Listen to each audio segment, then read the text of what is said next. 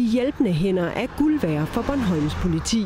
Det betyder nemlig rigtig meget i, at vi kan ringe til politihjemmet og sige, at vi har et behov lige nu, og så stiller de faktisk meget kort tid efter. Hjemmeværnets opgaver kan være lige fra trafikregulering, som her i Almindingen under etape Bornholm, til bevogtning af ulykkessteder, som ved busulykken på Nordlandet, til koncerter